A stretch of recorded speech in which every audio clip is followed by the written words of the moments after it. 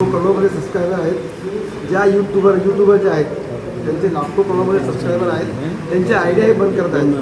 नाही आहे ती. आता हे सगळं काही जे चाललं आहे, दुर्दैवानं देशामधली लोकशाही संपत चालली, हुकुमशाहीकडे वाटचाल चाललेली आहे, एवढाच त्याचा अर्थ आहे. दुर्दैवी आहे. आपल्याला बोलण्याचं स्वातंत्र्य जातं आहे, हे अत्यंत दुर्दैवी आहे. चॅनलची काय परिस्थिती हे वेगळं सांगण्याची आवश्यकता नाही.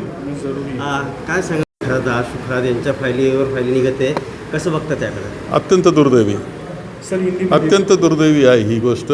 खरं म्हणजे असे लोक ज्या पद्धतीचं कृती करीत होते, यांना चौकामध्ये फाशी दिलं पाहिजे अशी प्रकारची परिस्थिती आहे. अत्यंत दुर्दैवी गोष्ट. आणि भारताला आणि महाराष्ट्राला खरं म्हणजे लाजिरवाणी वाटणारी गोष्ट दुर्दैवाने घडलेली आहे. सर हिंदी में अमेरिका से युद्ध जारी है, तो डोनाल्ड ट्रंप ने ये कहा है कि अभी युद्ध के महीना भर रुकने के आसार नहीं है, जिसके कारण जो है शेयर मार्केट गदाम से काफी नहीं, शेयर मार्केट तो उस पर परिणाम होने वाला है, उसका मैं समझ सकता हूँ.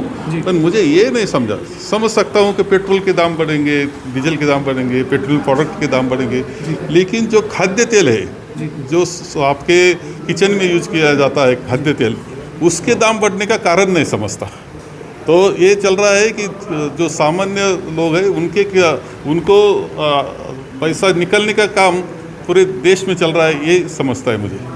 FCRA बिल को लेकर आपकी पार्टी ने विरोध किया है, उसके बारे में क्या बोलें? लोकसभा में विरोध हुआ है. नहीं, ऐसा है कि वो पॉलिटिकल डिसीजन वो ले रहे हैं. वो बिल है, वो हमें पॉलिटिकल लगता है. राहुल गांधी को राजनीतिक समझ नहीं है, उन्हें गुरु की ज़रूरत है. नहीं, अरे ये राहुल जी का नाम हिस्ट्री में, इतिहास में ऐसा होगा कि जिन्होंने आपके लोकशाही के लिए, आपके संविधान के लिए उन्होंने फाइट किया है. देश बचाने की पूरी कोशिश कर रहे हैं, वो राहुल जी कर रहे हैं. वो क्या बोल रहे हैं अपोजिशन वाले, इसका ये नहीं है. इतिहास तो नोंद राहुल जी की होने वाली है. हिमाचल के CM शेखू ने एक नया बिल प्रस्ताव पारित किया है वहाँ पे. उन्होंने उसमें कहा है कि इस बिल के अनुसार जो विधायक अपनी पार्टी छोड़कर दूसरी पार्टी में शामिल होते हैं, उन्हें पूर्व विधायक के रूप में मिलने वाली पेंशन नहीं मिलेगी इसके आगे. नहीं, इसके बगैर भी जो बिल है आपका पक्षांतर बंदी का, वो आप देखेंगे कानून इतना कड़क है कि ये उनकी सदस्यत्व जाती है उसमें. चलो. उत्तर महाराष्ट्र आणि पश्चिम महाराष्ट्र मराठीत घेतो आहे. मराठीत विचारतोय का विचार?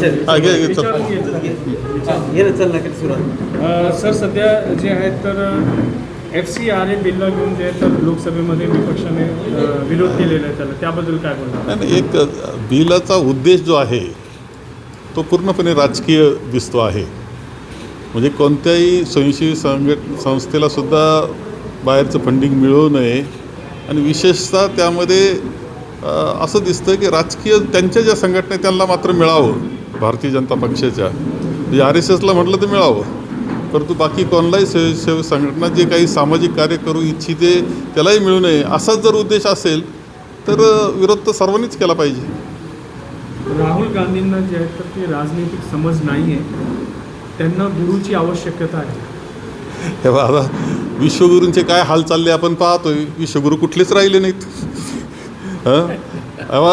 एक इतिहास जो लिहिला जाईल त्यामध्ये पुढच्या इतिहासात लोकशाही वाचवण्यासाठी, संविधान वाचवण्यासाठी जो लढणारा नेता होता तो राहुल गांधी होता, हे इतिहासामध्ये नोंद होणार आहे.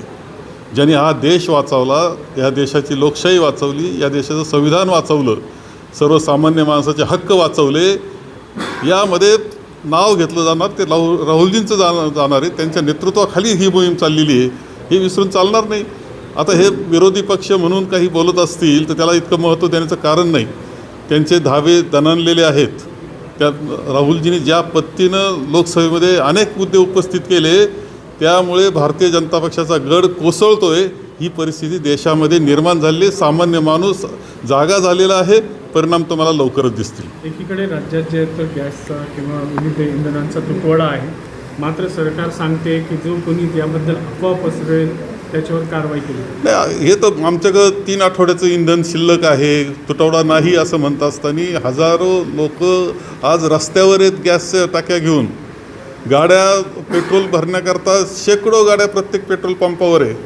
आणि त्यामुळं यांच्या बोलण्यावर विश्वासार्हता नाही, सरकारच्या बोलण्यामध्ये विश्वासार्हता नाही, ही वस्तुस्थिती आहे.